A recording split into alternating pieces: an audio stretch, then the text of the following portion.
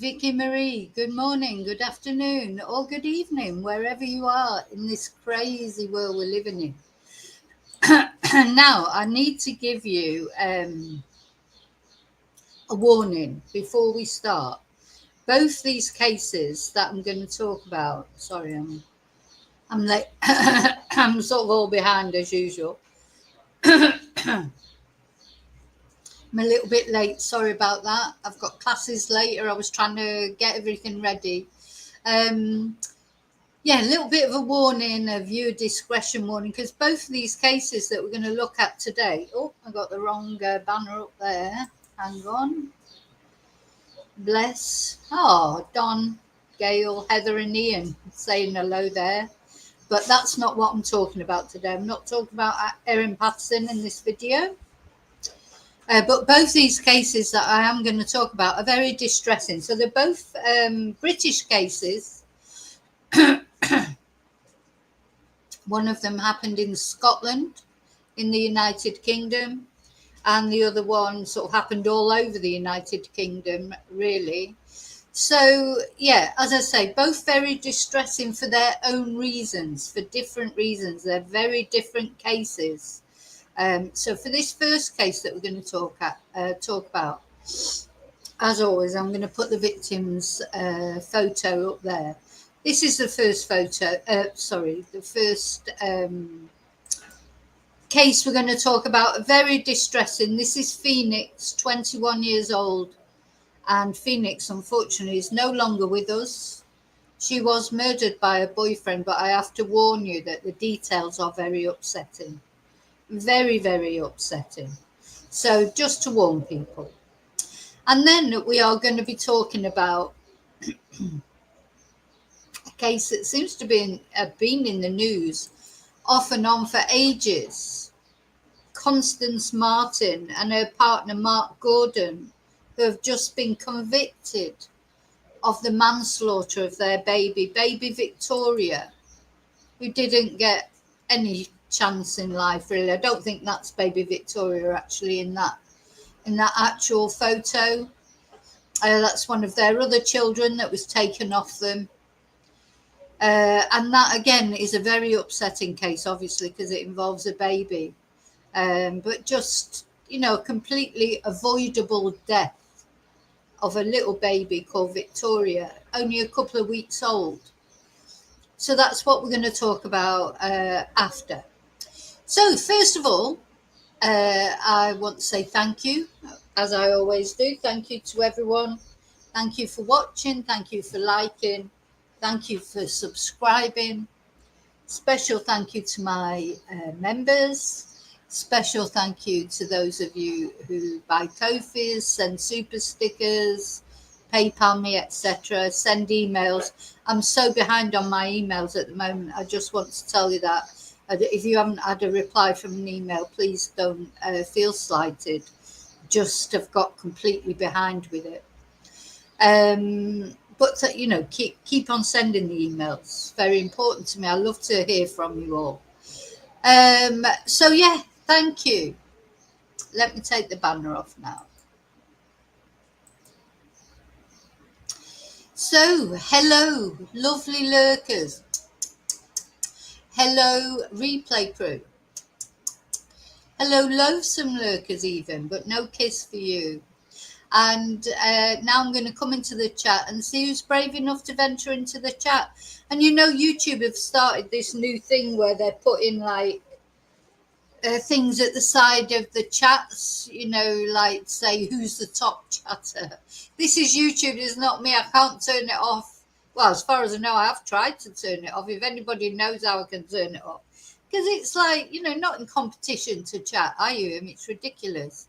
I don't like competitions in anything, like a lot of YouTubers, they want to be the first to say something, do something. I don't care if I'm first, second, last, or arrive 3 weeks later. To me, it's just important to get over the message of whatever I want to say. And, I don't like these sort of things at the side of the chat. There's not really anything I can do about it. So, sorry about that. Let's say hello to you all. Hi, Tracy. Hi, Skits. I admit. Hi, Angel.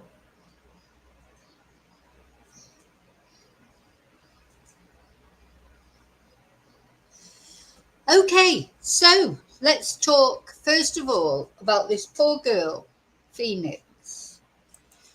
And as I say, just be warned. I mean, this is now, yesterday, I watched on Netflix, I watched the documentary about Gabby Petito. Do you know the case of Gabby Petito? The girl who sort of disappeared, and then Brian Laundrie, her partner, appeared at his. They were van lifing, weren't they? They'd gone on this trip, and Brian Laundrie turned up back at his parents' house where he and Gabby had been living. He turned up with their van, or well, with Gabby's van. It was registered to Gabby, and no Gabby. And then the search started for Gabby Petito, and finally, unfortunately, she was found deceased. And of course, that case just awful, because then Brian himself, he unalived himself. So there was no justice for Gabby. Her family weren't able to sort of challenge Brian. Why did you do it? What exactly happened, etc. Now, the reason this case of Phoenix reminds me a little bit of Gabby Petito's case, you'll see in a moment. She had been with her boyfriend for 2 years. They seemed so happy. Lots of lovely Instagram pictures, videos. Gabby was documenting their van life trip, wasn't she? And all these videos of how happy they were and what a great time they were having. I just really think social media, it presents a picture, doesn't it, that everything's fantastic. These young couples in love, everything's brilliant, and really behind the scenes, it isn't. Maybe, or there's problems that we don't get to see because people don't put on. Sorry, I just want to put another picture up here. People don't put their bad videos on Instagram and TikTok and YouTube, etc., do they? They don't put their arguments on there. So this was her with her boyfriend. Look, such a touching little picture. I don't like the way, I mean, he has got, remember I always saying about these men who put their arms around their women's necks like that. It's like, you're mine, you belong to me. I just don't like it. It just looks, like he's choking her, and then she's got her hand there like I don't know. So I don't know what their relationship was really like. Was their relationship as nice as it? We're going to look at more social media of theirs. Was it as nice as it was made out to be? This is his mugshot. And of course, the other thing that's involved in this case and involved in the next case that we're going to talk about is drugs. I was thinking about all this. I'm sure that, people have killed their partners or loved ones, always. But the thing that this man did that is just so disgusting, it's disgusting that he murdered this beautiful girl. But he also tried to dismember her body. He decapitated her. I don't remember that all happening so often. It just seems to be all the time now you're reading about things like that. I mean, is it the fault of Dexter and programs like that that sort of glorify serial killers, or, they give ideas of how to dispose of bodies or whatever? Just seems to be every 5 minutes I'm reading about someone who's tried either successfully dismembered a body, or are people getting tips from social media and films and things like that, how to dispose of bodies? So it seems like what this twonk tried to do, he started off trying to dismember her. Anyway, he didn't get very far. So the thing is, it's not that easy as it looks in the films, I would imagine. It must be an awful thing to do. Just awful. And the thing is the degree of detachment you would need to do that to someone, you've been in a relationship with for 2 years, you've been close to, in love with. The dissociation you would need. And that's where the drugs come in. So he was high on drugs, he said, tried to blame it on the drugs. Of course, a lot of people who take drugs don't go around murdering and dismembering people. But drugs are a factor in the other case we're going to talk about as well. How drug addiction, really does ruin your life, and not only your life, but the lives of the people around you. It's like, it's horrible, because what families have to go through. A lot of people who perhaps say, oh no, nothing wrong with taking a few drugs. Maybe if we ask their families, we might get who've lived through their paranoia and their psychotic breaks and things. Maybe they would feel a little bit more differently about it and think drugs aren't so innocent after all. And even soft drugs, what we would call soft drugs, they create, psychosis. They destroy brains, especially young people. They have a chemical effect on the brain. I just think, what sort of level of dissociation would you have to actually cut up a loved one? You'd have to be able to detach from reality practically to be able to do that. It's the most horrible thing, isn't it? Anyway, that's what this twonk did. So that's what we're going to look at first. And we're going to remember Phoenix, bless her, because she did not deserve that treatment. Nobody does. Nobody does deserve that sort of treatment. Just disgusting, isn't it? Oh, and wait till you hear the sentence, though, as well. So I'm angry about this. I don't think the sentence, he's just been convicted for murder, and I don't think his sentence is enough, personally. So he's a postman who murdered and beheaded his girlfriend, jailed for at least 23 years. 23 years, he's only 27 or 28. Now, I know that doesn't mean he'll come out after 23 years. But don't you think that's just an insult? 23 years for this girl's life. She was 21 years old. She maybe had 60 years of life left. He took 60 years maybe of life away from her. Let's think she maybe might live till she was 80. Even if we think she would have lived till she was 70, 50 years life he's taken off her.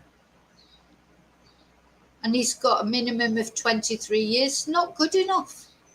Sorry, it's just not good enough in my opinion.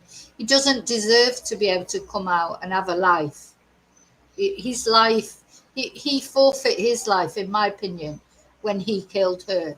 I'm not in favour of the death penalty. It's not something I'm in favour of. But, I'm certainly not in favour of him ever having any normal life again. So he's got another chance at life. And 23 years sounds like a long time, but any of you of a similar age to me, you'll know how quick it goes. So this happened in East Kilbride, near Glasgow, last November. Let's just have a look for anybody who doesn't know. Scotland, East Kilbride. Just have a look on Google Maps. Terrible. So here's East Kilbride. I've been there. The countryside is lovely. I don't know what it's like to live there. Oh, Newton Mearns, I've been there. Just outside Glasgow. And Glasgow is like the second capital of Scotland, isn't it? Edinburgh and Glasgow, the two main cities in Scotland. And there's East Kilbride. And that's where this happened. In a perfectly ordinary, I'm not sharing. In a perfectly ordinary, what's the word, living complex. Just don't know what you're living next to, do you? You just don't know what's happening.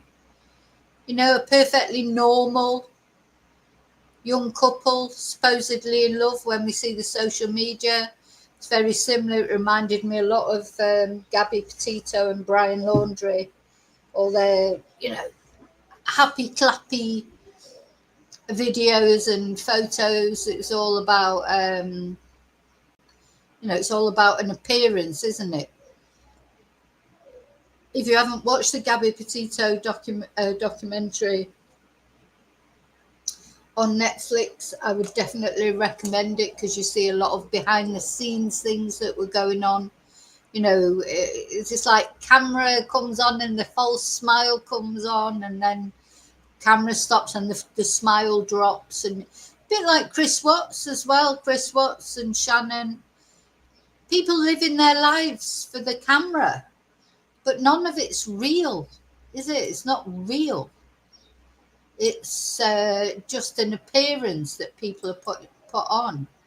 Anyway, so he murdered her in the flat they shared. So in the home where she should have felt safe. She came home from work, I believe, and he's just killed her. Why? They've been together for 2 years. They weren't splitting up. I mean, as far as I know, they didn't have problems, but maybe they did. Let's watch this video. Horrific. Absolutely just, it gives me shivers thinking about it, if I'm honest. Well, this is a neighbour who's in the same complex. Imagine knowing that you've lived through that. This is what their love looked like on social media. Girl, I never loved one like you. The picture-perfect story where Phoenix Spencer Horn talked about finding her soulmate in Postman Ewan Methven. A 2-year relationship that ended in evil here at their flat on the outskirts of Glasgow.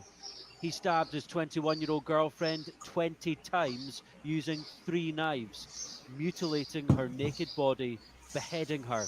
She wasn't found for days. I think I stayed out the house for about a week after that. I couldn't even sit. It was horrific. Neighbour Tony Brown lived next door. Did you hear any noises or bangs? I had a bad smell in the house the night, the early hours of the morning she was found, basically just before I went to my bed. There was a bad smell in my kitchen, basically where the walls joined together. Horrific, absolutely just, it gives me shivers thinking about it, if I'm honest. Instead of calling for help, Methven hid her body in the hallway, searching pornography, buying drugs, and even texting Phoenix's worried mother from her phone, pretending she was alive. Crazy to think I stayed next door to a monster like that. What scares me the most is knowing that she was kind of lay there and I was in here oblivious. Methven murdered his partner hours after moaning he felt lonely when she was at work.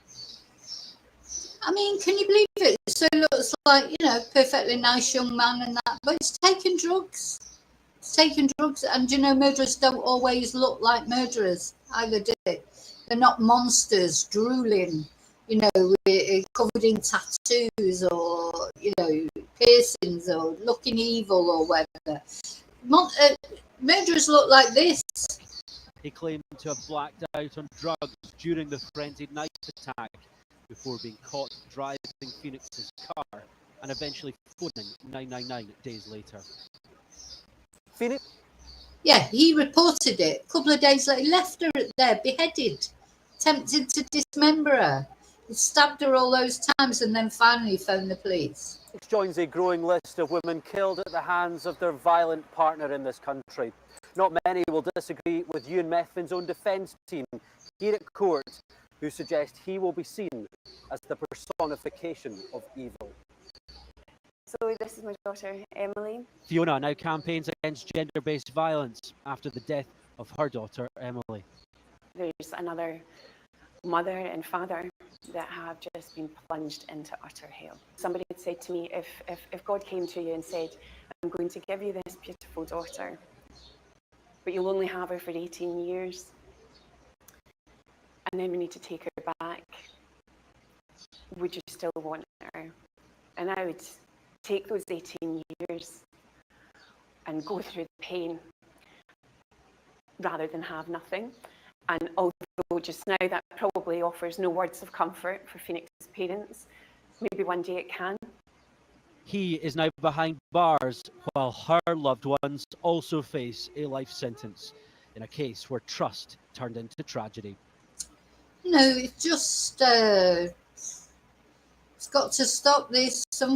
This gender violence, just disgusting. So yeah, an evil postman who moaned about being lonely hours before he severed his girlfriend's head and tried to dismember her body has been jailed for a minimum of 23 years. Ewan Methven murdered 21-year-old. 21 years old. Phoenix Spencer Horn in the flat they shared in East Kilbride. He then dumped his partner's body parts in their hallway and failed to call emergency services for 2 days. He then bought drugs, watched pornography and sent sickening texts to Phoenix's mum pretending she was still alive. So she was stabbed 20 times, 10 times in the face, using 3 knives in an attack that unfolded after she returned from her waitressing job in Lanarkshire. And she had described him on social media as her soulmate. Life is so much more beautiful and full of colour with you. And then a few months later, she was murdered by the same man she'd been in a relationship with for 2 years. Let's just watch this. Ewan Methven, you pleaded guilty to a dreadful crime, namely the murder of Phoenix Spencer Horn, a much loved and sadly missed daughter, sister, niece, cousin and friend. At 21 years and 134 days old, she was standing at the threshold of what should have been a long and fulfilling life. You were a trusted member of her family, but you betrayed that trust and robbed her of life in the cruelest way. I will not repeat all of the harrowing details that were read out in court on the last occasion you appeared.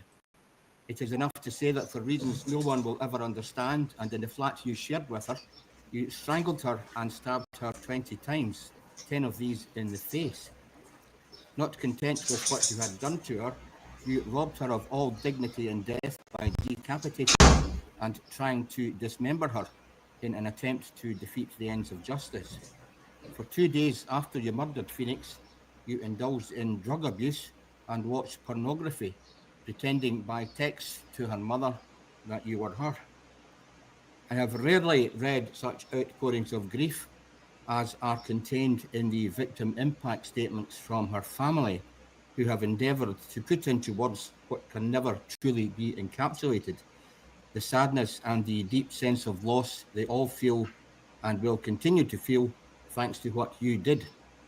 The way you treated this innocent young woman after her death meant that her family did not even have the comfort of saying goodbye to her.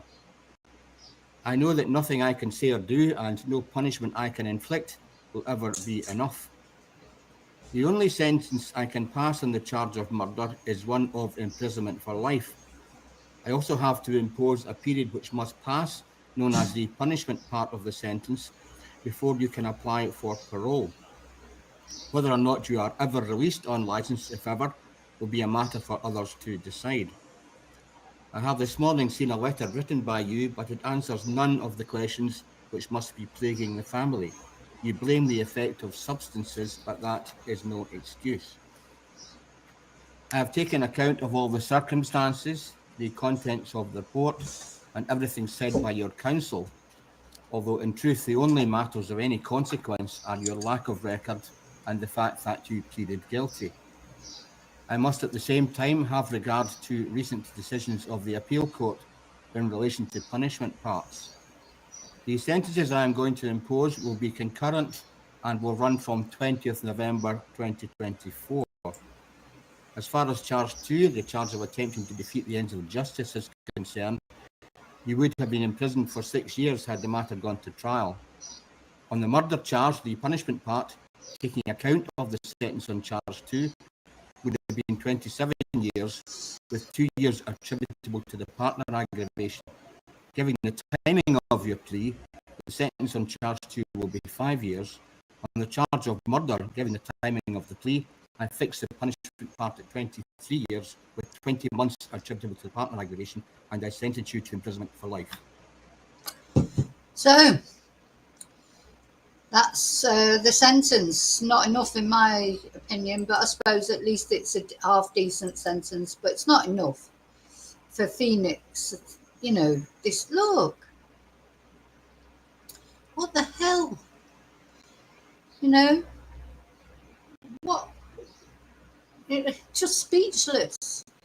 You're in a relationship with someone for 2 years, all seems all lovely on the surface. Has he been harbouring dark thoughts, you know, maybe for a long time? Or was it literally drug induced? Oh yeah, you were a trusted member of her family. Imagine how the family feel. But you betrayed that trust and robbed her of her life in the cruelest way. Not content with what you'd done to her, you robbed her of all dignity and death by decapitating her, trying to dismember her in an attempt to defeat the ends of justice. And he highlighted victim impact statements supplied by Phoenix's family and said he had rarely read such outpourings of grief. The way you treated this innocent young woman after her death meant that her family did not even have the comfort of saying goodbye to her. So, yeah, we just watched that video, didn't we, of the neighbour talking. Oh, yeah, you know, he doesn't have that dark look, to be honest. You know, quite often you look at these twonks and they've got, like, the evil eyes. He doesn't have that. Maybe, you know, I just can't believe what would have come over him. You know, so that Fiona Druitt, who was talking earlier about her daughter Emily, she was 18. She took her own life at university in Aberdeen in 2016, days after being choked and slapped by her ex-boyfriend. And he was later, Angus Milligan was later convicted of physical and psychological abuse. So she's campaigning on violence against women across the UK and has set up a charity called Emily Test. And we saw what she had to say. So she's trying to do something positive with the devastating loss of her daughter. Will it ever end? Will it ever end? How, you know, what's the answer? I mean, this 2-year relationship all seems fine and then suddenly just completely snaps. It's got to be the drugs, hasn't it? It's got to be some sort of psychotic, I don't know, you know, and I'm not excusing him for that, because a lot of people take drugs, of course, and don't do things. Just so extreme, isn't it, to go from, you know, a seemingly nice relationship, I mean, she obviously loved him, to that extreme of violence, you know, to that frenzied stabbing her in the face. You know, so sort of nasty, isn't it? Especially nasty. It's like overkill as well, all that rage, and then trying to dismember her. So, yeah, it's a horrible story. I told you that these cases are upsetting. I'm sorry about that, but still important, because Phoenix needs to be remembered, and this story needs to be told. This man, he's a bad man. So anyway, a candle for Phoenix, and I hope she's at peace. Just hope she's with Jesus, or, you know, whoever her God was, and, you know, nothing can be done now. She can't be brought back, but we can remember her for Phoenix.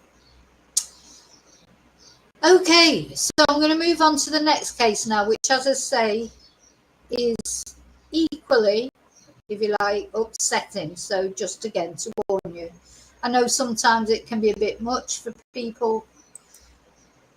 This case that we're going to talk about now, these pair of horrible people, Constance Marten and Mark Gordon.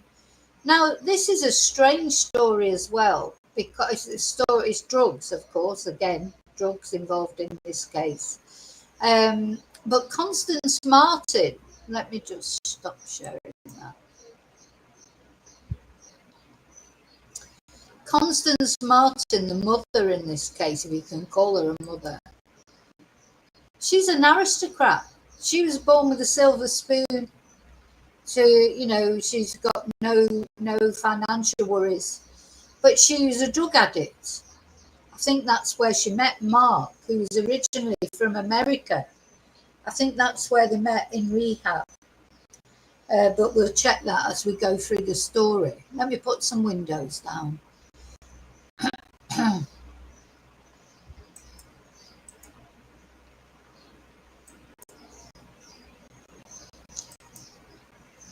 Just put some windows down.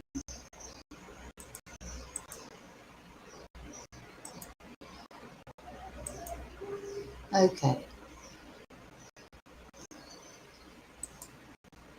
Yeah. How did she get involved with him? Anyway, what they've just been convicted of is manslaughter of their baby, because I'm not sure of the exact details of why they went on the run in the first place. I think it's because they'd had children taken off them before. And Constance had just had a baby Victoria. And I think what they would say is they were scared of that baby being taken off them again, but God, if only they could have taken the baby away from them. So they set off on the run across Britain. Started off, something went wrong with their car and their car exploded into flames. We'll hear about that in the video we're going to watch. And they just then started walking, the two of them and baby Victoria. It was freezing cold. Don't know if you remember anything about this case. I have covered it before. If I remember, I'll put the links to the other videos in the description box. Anyway, let's have a look at the videos from Sky News that we're going to watch. Oh, first of all, I just want to tell you about this. So the father, Mark Gordon, before he came to Britain, in America, he had RAPD'd for a young girl when he was only 14 years old. Mark Gordon is a dangerous psychopath who should have been locked up for life as a child. An American woman he raped 36 years ago has told the BBC. He was jailed for attacking his neighbour at knife point in Miami when he was aged 14. And BBC News has now obtained US court papers revealing the shocking nature of the crimes. So by the time this has happened with baby Victoria, he's 51. I don't believe that between 14 and 51 he's never done anything else, do you? I mean, has this guy done other things? Seems likely, doesn't it? If he RAP'd somebody at 14 years old and now he's 51, it's not likely to be the first time he's done anything, is it? Hi, David. Just, sentences are too lenient, aren't they? Well, he will have got away with it because he was 14 at the time. He's a juvenile. Oh, he might change. Let him, give him, rehabilitation. Anyway.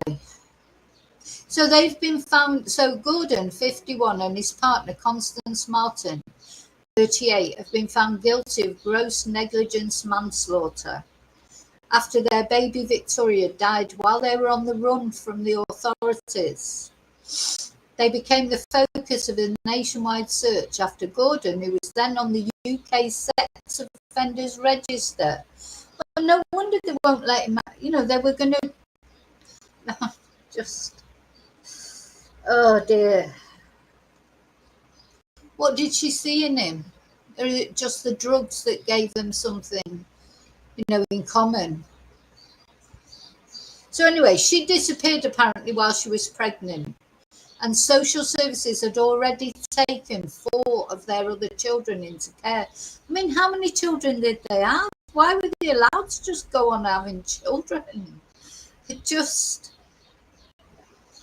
it says he was born in the UK, but he left as a child, and he's always maintained his rape conviction was unlawful. Maybe it was, I don't know.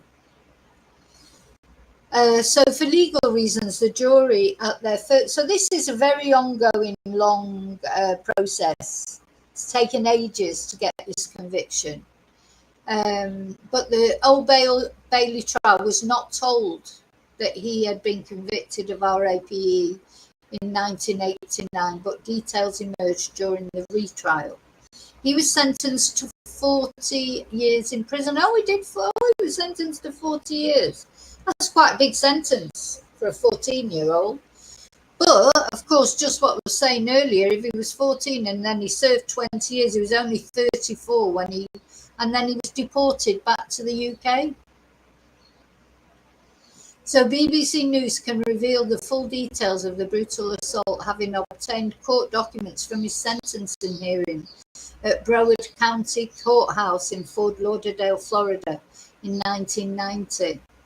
And the victim of his crime, Jane, not her real name, told the BBC she had followed the recent legal proceedings from thousands of miles away in the US. She says she was floored when she found out that the man who attacked her more than 3 decades ago was on the run from the police in the UK. And she says that Gordon should have been imprisoned in the US for life. The 4.5 hours I spent with him was enough to know he is evil. So there he is when he was young, when he was a police image of him as he was arrested. So he moved to the US as a child with his mother. They initially lived in New York before settling in Miami. And court papers show how in late April 1989, he broke into his neighbour's bungalow one night wearing a mask and armed with a knife and a pair of garden shears. And he RAPD'd Jane, a mother of 2, multiple times in an attack that lasted more than 4 hours. He threatened to kill her children, nice, who were aged 9 and 7 at the time, if she screamed. And she said that she was 30 at the time. She'd been woken by the sound of her dog barking. I opened the door and was met with the sight of a masked figure dressed in black. And he said, "Don't scream or I'll kill your children." I was told to say goodbye to my children because this was the day I was going to die. I was told I was worthless, not as good as the others, which led me to believe I was not the first one. He had RAPD'd. As he was telling me these things, he was running the knife up and down my body. He was jabbing at my skin, deep enough to hurt but not cut. He was holding it over my head, saying, "All I have to do is push, and you are dead." He enjoyed the nightmare he was causing. Oh, so he broke into other neighbour's house. This is a police photo of a shovel used to attack another neighbour. God. So he's saying now he's not guilty, but he pled guilty to 4 counts of armed sexual battery, 1 of armed kidnapping, 1 of aggravated battery, and 2 of burglary with a weapon. But he later withdrew his guilty plea and stood trial in a chaotic court case in 1994 where he was convicted. And the defence's main witness in mitigation during the sentence hearing was Gordon's mother, Sylvia Satchel. Oh, come on, Mum. Do you know, you can't defend this sort of twunk. She revealed to the judge that her son had been the victim of sexual abuse at the age of 4.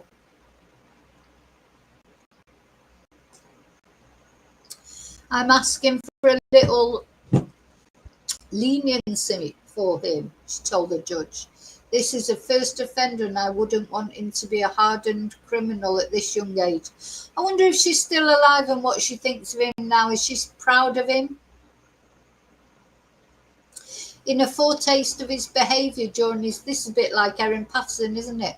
He tried to sack his lawyer and said he was too sick to attend court, and he was eventually sentenced to 40 years in prison. So meanwhile, his victim, Jane, is plagued by nightmares, living with friends and relatives, afraid to be alone. And my children lost me for months while I dealt with what happened to me. He has got the evil eyes, hasn't he? So she now lives in a different part of the US, but misses the Florida climate, particularly during the winter. The cold is so painful, she says. Once a Florida girl, always a Florida girl. Yet another loss caused by Mr. Gordon.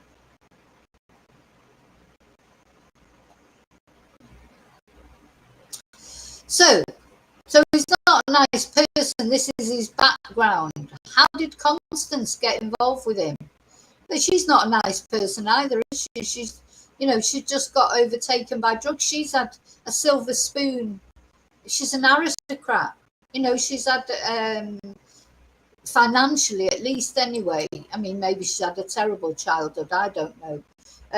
But she had a choice. Like you say, David, she had all the privileges, but she went the other way.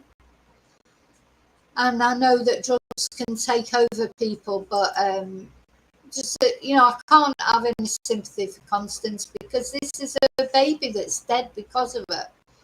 Little baby Victoria. That's where my sympathies are. Poor little thing. Never had any chance at life. Hopefully sleeping in the arms of Jesus again. Jesus said, suffer the children to come unto me. This little girl, she only had a couple of hours of life, and she suffered all the way through those couple of hours. And she suffered because of the people that were supposed to be taking care of her. Took her out in the elements. It was freezing cold. So my anger with Constance is she put this horrible, nasty, vicious twat ahead of her own child. That's unforgivable, in my opinion. In fact, it sounds like she put him in front of all of her children. Why would she just keep going on why just keep having children if you can't look after them? She put him first, and Victoria should have been put first. All the children should have been put first. She put drugs first. Him, he's just does not even worthy of my headspace. For after what he did when he was younger as well, he's just a horrible person. They just lock him up and he never gets out of prison. Constance, my resentment towards her is different. She put him first. How could she? How could she put him before little Victoria? Just makes me so angry. When people make choices in their life, like when it's just them, that's one thing, isn't it?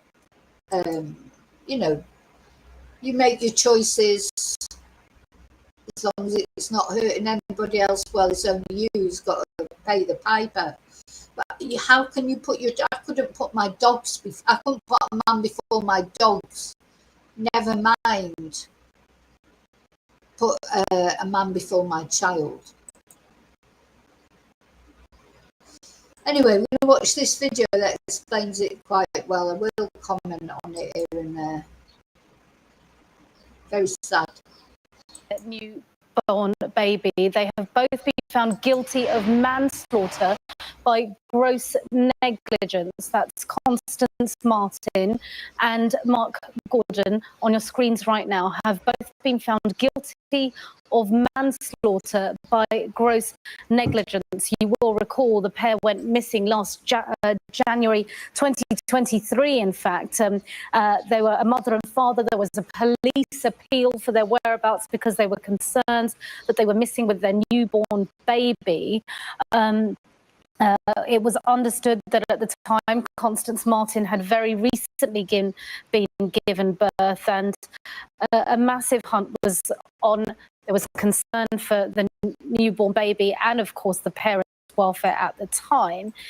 It was... Yeah, God knows where she'd given birth, because when the car set on fire, I'm not sure how their car set on fire, but it did. And the guy that went to try and help them, they left a load of their stuff either in the car or out. And one of the things that was left there was the placenta wrapped in a towel. So she'd obviously either given birth in the car or, you know, outside somewhere, certainly not in a hospital, because they were trying to cover up this pregnancy. God, he's got such an evil face, I can't even look at him. They were trying to cover up this pregnancy because they didn't want the social services to take this child off them. It's a shame that the social services didn't get to them in time. Later, that the baby's body was found wrapped in a carrier bag in an allotment. Constance Marten and Mark Gordon found guilty of manslaughter by gross negligence. Our correspondent Ashna Harinag has this report. Yeah, and the baby was found in a carrier bag on an allotment. We'll see that later when the police find the baby. Again, more trauma for the police. People can criticise the police all they like, but imagine finding a dead baby in a carrier bag. How's that going to affect your mental health? Trauma. God, the contempt that they showed their own child by just dumping it in a carrier bag in the allotment. You know, like they at least could have tried to give it a decent burial or taken it to a hospital where it would get some respect. Poor little Victoria. Just dumped like trash. Disgusting. The tiny frame of newborn baby Victoria, fragile and failed by her parents. Constance Marten and Mark Gordon risked her life to keep her all to themselves. This is one of the last times she'd be seen alive. This was the moment the manhunt for them began, after their car caught fire on a motorway in Bolton. I mean, this was really strange. I don't know why their car caught fire. And this was in Bolton. So this is where this story started, in Bolton, which is near Manchester in the UK. In January 2023. Gordon was talking to Mr. Hudson, who filmed this video. Nearest rest stop. The nearest rest stop. He and his son had pulled over and tried to help, but it became clear the couple wanted to be left alone. She sort of says, "Do you want to get on your way?" And I said, "No, well, we can wait a bit if you want." "No, you'd be fine. We'll be fine now." So just as I'm walking back to my van, I put my hand on top of the baby's head, and I just said, "God bless," and then got back into our van and drove off. No. Yeah. So I mean, this poor guy now, he's feeling guilty. See how everyone always ends up feeling guilty, except the twonks that do things. He feels guilty because he feels he should have stayed with them, and maybe, you know, the baby would have been taken off them. But they couldn't wait to get rid of him, could they? Because they just wanted to go on the run. They didn't want the authorities there. They didn't want the police. They didn't want ambulance. They didn't want anybody interfering. And this poor guy, he's now feeling bad because he wishes he would have stayed. He touched that poor little baby's head and said, "God bless." And that little baby, oh gosh, it just honestly really upsets me. This, I cannot believe that a mother could, or a father could do that to their baby, just put it so much at risk, and then when it died, just put it in a carrier bag on an allotment. You just can't get your head around it. If I hadn't have touched the baby's head, maybe I wouldn't have felt the way I felt It's thought Mr. Hudson is the only person aside from the couple to have interacted with the baby. It did lie heavy on me.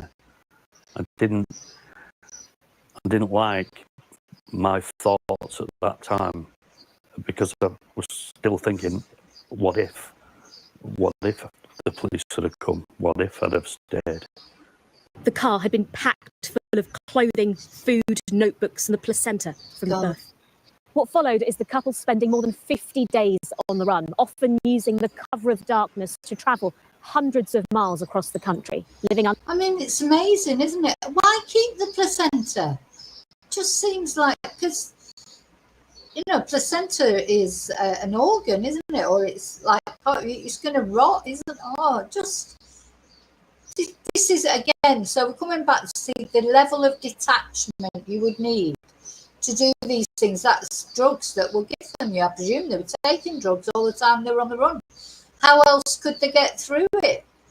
And how were they feeding that baby? Because if Constance was taking drugs and breastfeeding, then the baby would have been taking drugs as well.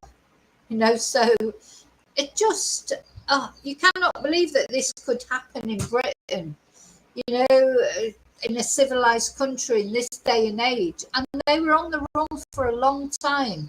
The police were always just a couple of steps behind them, even in a little country like Britain, because Constance had money, so they would get taxis all over the UK. We'll see in a moment how Sky News explains, you know, where they went here, there and everywhere in taxis, staying at hotels. So they had money, but they didn't seem to think their child's life was important enough, or what they wanted to keep it to themselves. What for? Undetected, all with their newborn. They spent hundreds of pounds on taxis, travelling from Bolton to London to Essex and the South Coast, before choosing to live off-grid in sub-zero temperatures. They ditched a buggy hours after buying it, and according to the prosecution, carried Victoria in a supermarket shopping bag instead. It was in this same bag that her body would later be found. For weeks... So they're carrying the baby in the supermarket shopping bag. I wonder if it was a bag for life. Remember, we watched that other twonk in Manchester who killed poor Stuart Everett, and, you know, carried his body parts all over Manchester to dump them in bags for life. So that's... They had a trolley for little Victoria, and then they dumped the trolley. Why, I have no idea. And then carried her around in a supermarket bag, and that was the bag that her poor little body was found in. Miss Marten carried her around in her coat, hiding her from prying eyes. Their decisions, the jury were told, were Very selfish. selfish. They had been previously warned about the dangers of living in a tent with a newborn, but families say they had little choice and had to keep moving. This is Karen Satchel, Gordon's sister. She believes the spotlight on them was too harsh. I think they were traumatised as Oh, a couple. for fuck's sake. They were traumatised as a couple. And, you know, are you on drugs? Where's your teeth? I'm sorry, I'm so angry now. I can't... if she's going to defend them, she's going to defend them. The baby's dead. You know, do something about your teeth, woman. You know, drugs. You're feeling sorry for him. Now this starts to explain things. His mum's felt sorry for him. His sister's feeling sorry for him. Well, they were traumatised. Sorry, I'm going to swear again. Just fuck off. And didn't know what to do and deal with it. And it's very, very hard, you know, heart-clenching to find that. Can you imagine how you feel? Nobody can actually imagine that unless they've actually lived it. Oh, for fuck off. Well, do you know, didn't get a chance to live anything. Victoria didn't get a chance to live because of your brother, who also is a rapist and God knows what else he's done in his life. Now, what has he ever done that's positive in life? Nothing. There's a reason why his children were taken away from him. I mean, the thing is, what we have to remember, social services, normally they're pretty slow to take children away, aren't they? So many times social services get slagged off because they don't take children away quickly enough. So if it's got to a point where all their children have been taken off them, there was a good reason for it, you stupid woman. You know, and the trauma now that you're under surveillance and underneath all this scrutiny, and then the baby dies. It's like, wow, oh my God, what are we going to do now? She says her younger brother had always been private about his family life. Karen had never met Marten. I know he called me once and said he was with his girl and he's had another baby. So I was like, where is she? Bring her, let me see her, you know. But he says, yeah, one day I'll come by, but he never actually did show up. And when he does, No, he didn't show up because he went on the run and his baby died and he's just been charged with manslaughter. That's why he didn't come over for Sunday lunch. He shows up by himself. She found out the couple were missing at the same time as everyone else. Came on the news and I saw the pictures of them. And we all kind of it's hilarious. It's hilarious. The baby's died. She thinks it's funny. I hate this woman. Call mom, but we never would have found anything of the sort. I don't know what went wrong. It was for the jury to decide whether Gordon knew right from wrong. The retrial heard extraordinary revelations about his past offences as a teenager in the United States. He did get 40 years imprisonment even as a 14-year-old and was released after 22 years. He went into a neighbour's address and he was armed and he attempted to rape her. And then on another occasion he went into another property armed, but there was a male occupant this time. That man was Patrick Nash. I had my yard tools out on the back porch. He came in with a shovel and he attacked me with a shovel. Speaking from his home in Florida, he recalled the night an armed Gordon broke in. My wife always had premonitions of somebody standing at the end of our bed, and she would wake up screaming, and I'd have to calm her down. But this particular morning, she woke up and there was somebody there. So as I was getting out of bed, I was attacked. So I had to go have stitches in my scalp. I think I got like between 12 and 17 stitches or staples. We were both upset, you know. It was very frightful. We didn't sleep well for quite some time. Gordon met Marten in 2014. Victoria was... Well, she looks a bit different there, doesn't she? Do you know what I mean? This is what either drugs or this man has done to her, or probably a combination of both. And she's done it to herself in many ways, of course, because she's gone along with it. There's nothing that would make me take my child out into those conditions and leave it in a carrier bag in an allotment. Nothing. And that sister of his, oh God, I'm fuming. Because you know what? That's what's wrong with a lot of these perpetrators. Their families make excuses for them. You know, if that was my brother or my son or whatever, I'm not saying I would desert them, because at the end of the day, your loved ones, your family, you probably would visit them in prison. Maybe you wouldn't make excuses for them. That I would definitely not do. I know that 100%. If I was being interviewed because my brother had done what this fucking horrible twonker's done, I would say if what he's done is terrible, but he's my brother and I'm going to go and visit him, or blah blah blah, I'm here if he wants to talk to me, but what he's done is terrible. You know, she was like, oh, you can't understand, because unless you've been there. Well, no, I've never been there. I've got to admit, I've never been there. I've never been so high on drugs that I went on the run with a baby that I kept in a carrier bag and a placenta in my car, and then roamed all over. When I had loads of money, I had all the opportunities really to, I could do whatever I liked, and what I chose to do was kill my baby. No, I've never done that. You're right. I don't know how that must feel. It must have been awful. Silly bitch. Sorry. Excuse me. I'm angry with that woman. The couple's fifth child. The other four are all now in care. Right, where's your child? When they were eventually arrested at the end of February 2023, both repeatedly refused to answer questions about the baby's whereabouts. You're under arrest for child neglect. Where is your child? with Gordon more focused on trying to eat food he just bought. Yeah, they're totally drugged off their faces apart from anything when they were arrested. She doesn't know what day it is. Look at her. She hasn't got a clue what day it is. They're asking her, where's her baby? She's just like, oh, I don't know. Refused to answer questions about the baby's whereabouts. You're under arrest for child neglect. Why are we under arrest? God. Do you know, I tell you honestly, I know I keep saying it. You can give the police all the criticism you like, but how they restrain themselves from punching that woman in the face, I don't know. I couldn't be I'm not level enough. I'm not neutral enough. I couldn't be neutral to someone like her or him. So when they arrest him in a minute, he's just trying to eat the food he's just bought. They don't give a shit about their kids.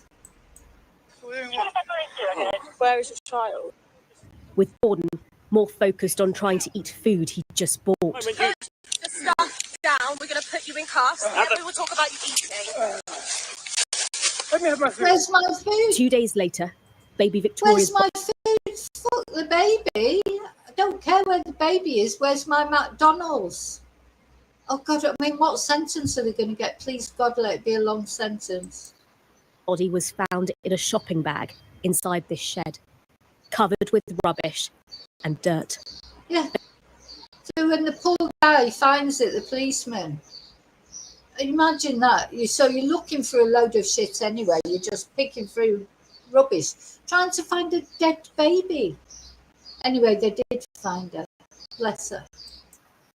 A jury has now found that her parents' actions led to her entirely avoidable death at just a few weeks old. Ashna Harinag, Sky News. And we are bringing you that breaking news on the retrial of Constance Marten and Mark Gordon, who have been found guilty of manslaughter by gross negligence of their small baby named Victoria. So Constance Marten and Mark Gordon found guilty of manslaughter by gross negligence. We are now getting some information as well of what happened in court today. It's understood that there was no response from either of the defendants when this verdict came through. They refused to stand up. It says that Mark Gordon was leaning his head back with his eyes closed, and Constance Marten has a look of resignation. The judge... They're just detaching. That's what they're just detached from it. It's like that baby never existed.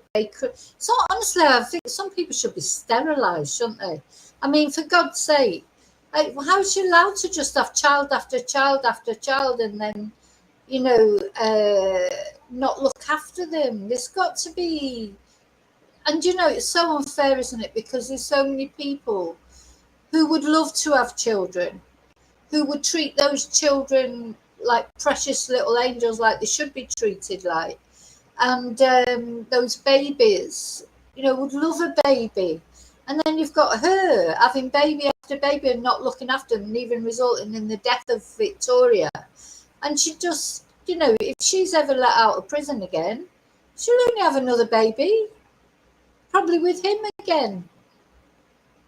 Awful people. Terrible. And they don't even show any emotion or caring. They're just detached, because more important than the baby are the drugs.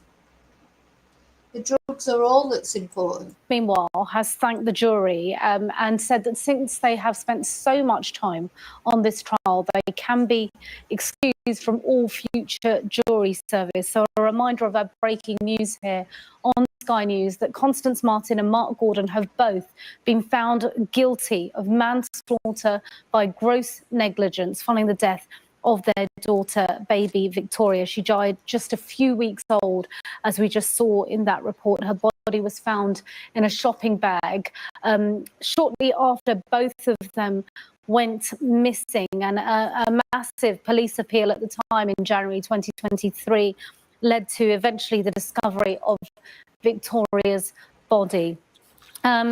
So during the retrial, the jury heard details of the couple's journey across the country and how they were eventually caught. Well, this report from data and forensics correspondent Tom Cheshire contains distressing details of child neglect. Yeah, so just to warn, this is a really good report. Tom Cheshire is not one of my favourite reporters on Sky News, but I think this is a really good report he's put together. But just to warn you, it is distressing. Multiple sightings, a £10,000 reward for information, and a massive police hunt. And still, Constance Marten and Mark Gordon managed to travel hundreds of miles from the north of the country to the south. This is how they evaded the authorities.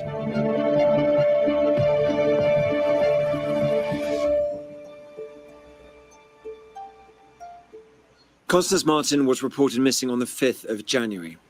That same evening, the car she'd been travelling in with partner Mark Gordon caught fire on the M61 near Bolton. Van driver Ken Hudson had been behind them on the motorway. He pulled over to help them and called the emergency services. The couple left on foot, heading towards Bolton. They left behind a placenta wrapped in a towel and Martin's passport, along with a bag of more than 30 mobile phones, used nappies, a cat in a pet carrier, and a Bible. Oh yeah, I'd forgotten about the cat. So there was a cat as well in that car. They left it behind. I hope the cat's all right. I presume it's been rehomed. And a Bible. But, I mean, what an odd mixture. So you've got her passport, the placenta, the Bible, and a cat in a cat carrier. What did they think they were going to do with the bloody cat, for God's sake? Oh, it's a good job they left the cat behind. The cat would probably be dead by now as well. A local resident gave them a lift into Bolton, where they were seen at the Bolton Interchange bus station, before deciding to take a taxi 35 miles to Liverpool, paying £80. From there, they flagged down another taxi, which took them 270 miles across the country to Harwich in Essex. Driver Ali Yaria said the woman was shivering, and he saw a baby inside the woman's jacket, wearing only a nappy. In Harwich, they checked into a Premier Inn using a false name, Thomas. Hotel staff said Marten paid in cash and seemed, quote, quite distressed. After being asked to leave in the morning because they couldn't provide proof of identity, they moved to the Friat Hotel for the night. They checked out early the next morning. Marten was seen outside Harwich Port 2 hours later. A member of the public confronted the couple, having seen a news report about their disappearance. Dale Gosling said that a baby was wrapped inside Marten's coat and that he heard crying. So I don't know if you remember, if you watched British news, it was all over the news at the time. And as I say, I did do a couple of videos about it at the time. Now, the thing is, Constance, she was the one with the money. You know, she had the money. She could have left him at any time. She could have gone to a hospital, you know, waited till he'd gone out to buy food or done whatever.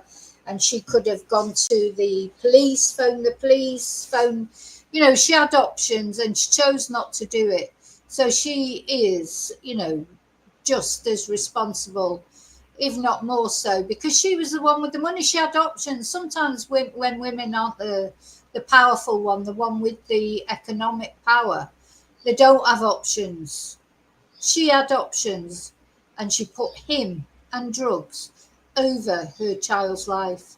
So, I don't know what sort of sentence they'll get for this. I really don't know. The couple then took a taxi from Harwich to Colchester. Then, later that morning, another taxi from Colchester to East Ham in East London. CCTV showed the couple getting out of the cab with their baby girl, Victoria. Marten cradling the child under her jacket. Yeah, so they spent fortunes on taxis. And, you know, what they should have done was gone and stayed somewhere proper. Why didn't they rent an Airbnb or something? Or, you know, get that baby out of the elements, carrying it around in a fucking supermarket bag. Later that day, Gordon bought a buggy in Argos before meeting Marten in a kebab shop. She assembled the buggy and then put the baby in. They then took a series of taxis around London abandoning the buggy and, prosecutors said, transferring the baby to a Lidl shopping bag instead. From North London, they headed to the port town of New Haven, arriving at 5 in the morning. A CCTV camera at a petrol station shows them wandering around in the early hours, before heading towards the South Downs on foot. They weren't seen again until 4 days later. Marten was back at the garage, buying sweets, snacks and petrol. They claimed the baby had already died by this point. The next sighting was on the outskirts of Brighton. So did you see that food they were buying? It was crisps and, so you get the munchies because of the drugs they're taking. So by then, apparently, according to them, the baby was dead. Bless it. Poor little Victoria. Gordon was spotted emerging from a tent in the woods in Stanmer Park. 2 weeks later, the Met Police offered a £10,000 reward for information. It's a bit slow, that, wasn't it, with the reward, and £10,000. I mean, it's a lot. I'm not saying it's not a lot of money, of course it is, but this is a baby that we're looking for. And the thing is, because of the environment that they would have moved in, their associates would have been involved in drugs and things, wouldn't they? And they probably wouldn't want to talk to the police, but money makes people talk, doesn't it? So a bigger reward might have helped to save. But by then, the baby was already dead, to be honest, before they even put out a reward. But it was more than a fortnight before witnesses reported further sightings. One near Hollingbury Golf Course in Brighton. Another in the Coldine Lane area of the city. And back in Stanmer Park a day later. Witness Pauline Mason told the court she saw a mother with a baby who she believed was dead. On the 20th of February, the pair were captured on CCTV, trying and failing to break into Hollingbury Golf Course and rummaging through the bins. A week later, they were back in the same area. I mean, what's she doing? Rummaging through the bins for this man?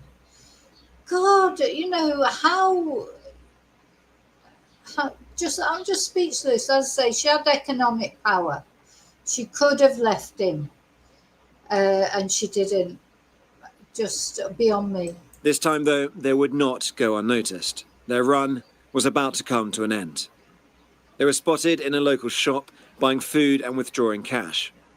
A member of the public who recognised them from media reporting called the police. And a few minutes later, the couple were arrested in nearby Stanmer Villas. You're under arrest for child neglect. Where is the child? They were repeatedly asked where the child was. Where's the child? Is the child alive? That day, the police launched a large-scale search for the baby. More than 200 officers covered an area of 7 miles by 13 miles to look for the baby, from where the couple were sighted to where they were arrested. I'll tell you what, it's a miracle they found that baby. A miracle. At least she could be laid to rest, poor little thing, and not just left there like rubbish. But it was a miracle that they found her, because it's such a big area to search. Over the next few days, an area of 90 square miles was scoured, using dogs, drones, thermal cameras and a helicopter. On March the 1st, police found baby Victoria's body in a disused shed near the allotments.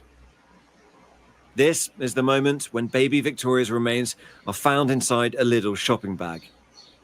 There may have been little hope at that stage of finding the child alive. But this was an ending more disturbing. I bet this guy's had a few nightmares, don't you? Like they've had to sort through all this shit, all these bags, looking for a dead baby, and they found a dead baby. They found little Victoria.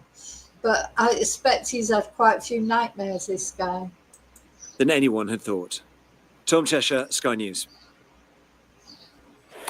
Well, Ken Hudson pulled over after the couple's car caught fire near Bolton. He told Sky's Ashna Harinag the couple wanted him to leave rather than help them.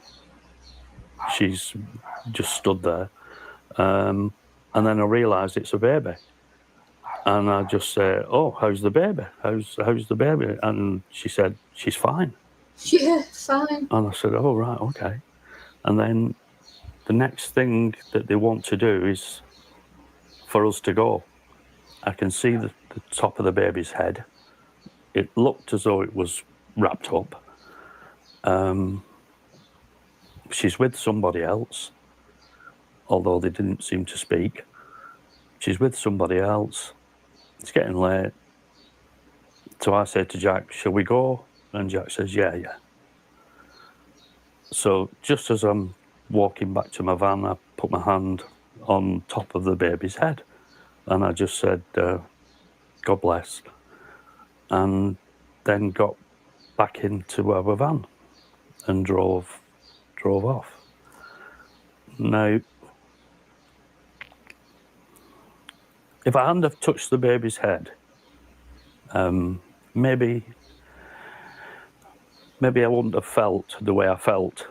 I said to my wife, I said, if I'd have waited for the emergency services and they'd have arrived, maybe the police would have come, maybe the ambulance would have come.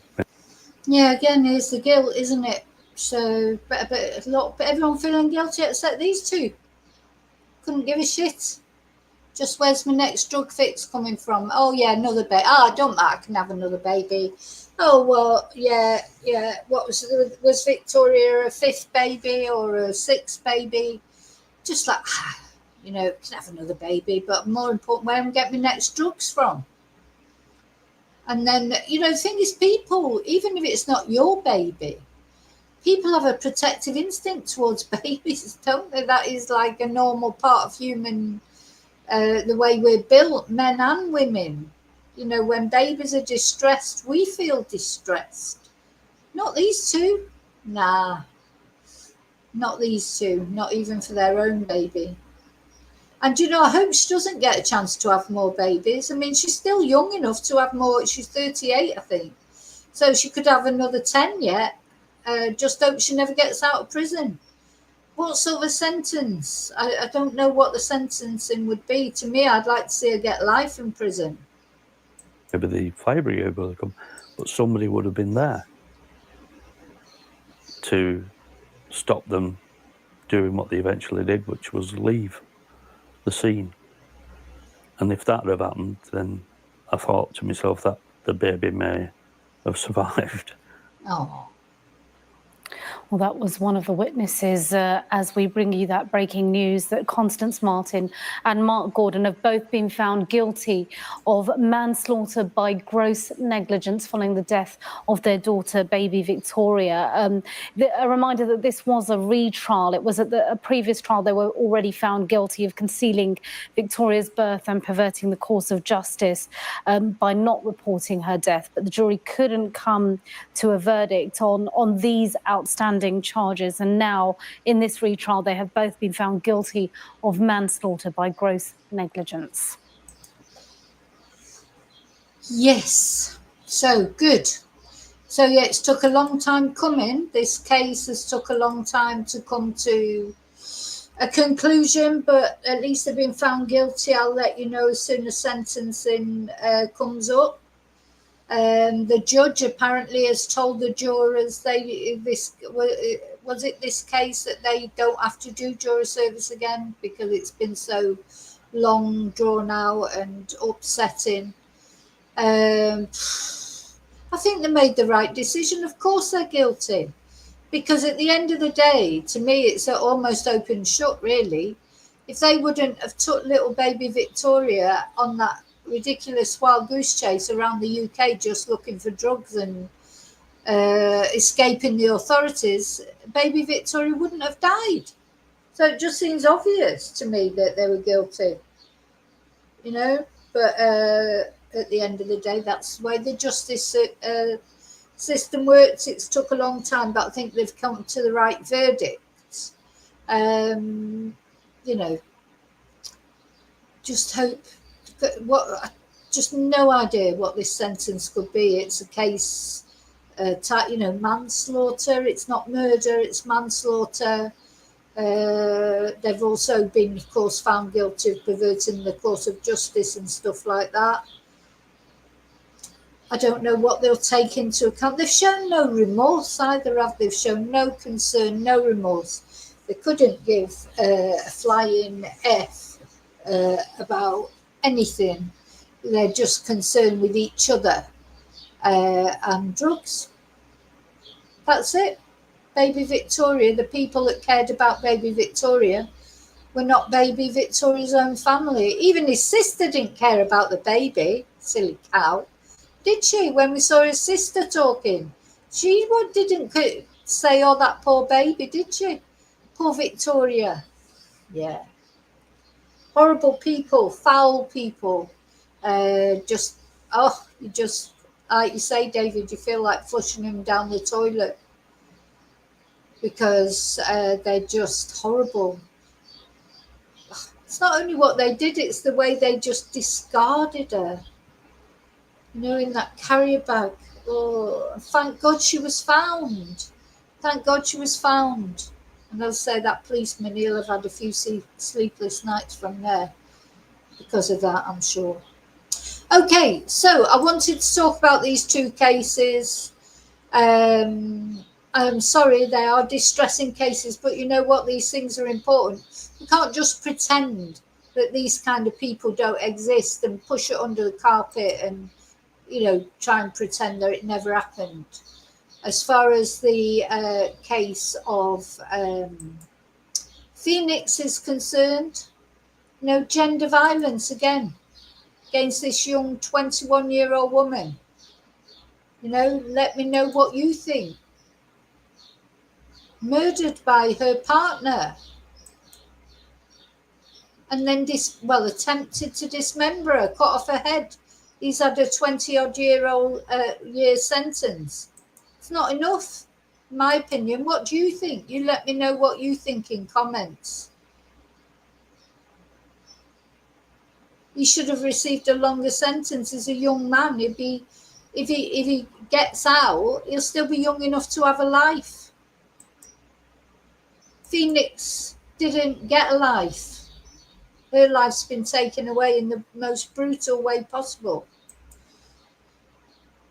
And then, of course, these two. Let me know in comments, what sentence do you think they should get for what they've done to this baby? What they've allowed to happen to this baby? And, you know, what do you think? Anyway, thank you for sharing in my outrage. You know, I think sometimes when I want to come on and talk about these cases because I just want to talk about them, how awful it is, and maybe the more we talk about cases like this, can we stop these cases from happening? Or would these cases happen anyway? I still think as far as Phoenix's case is concerned, I do think there's an increase in partners killing their partner, you know, in a violent way, and this dismemberment, I think there's definite increase in that. I don't remember anything like that when I was young. You know, there were things happened, I'm sure, you know, people have always killed their partners, but this violence, this you know, chopping bodies up, and it seems so common these days. And I do think drugs have got a massive role to play in all this, because once they get on the drugs, nothing else that matters. They're not in the real world.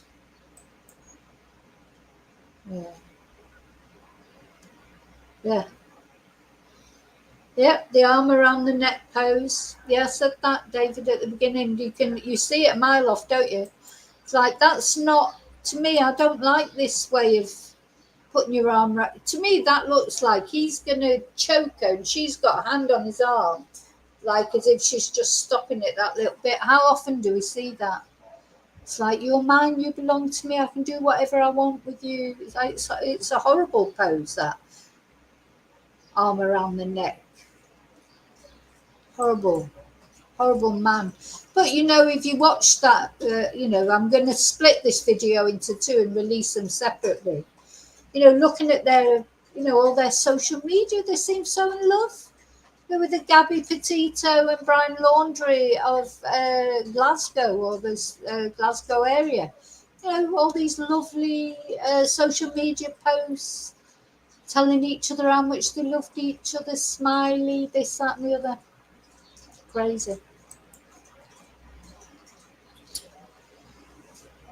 Okay, so I've got to go and do some Spanish classes now. I've got to go and speak Spanish. Look, thank you for watching. I know it was a hard watch, but it's important. It's important. These people should not be forgotten, and even little baby Victoria, she should not be forgotten. She only had a couple of weeks of life, and we remember her. We remember her, and I think most other people care about baby Victoria more than those two twonks that killed her. So there's a candle for Victoria and for Phoenix. I'll see you really soon in the next video. And until then, as always, may your God go with you. Thank you so much for watching. Bye. Oh, and don't forget to like and subscribe. Bye.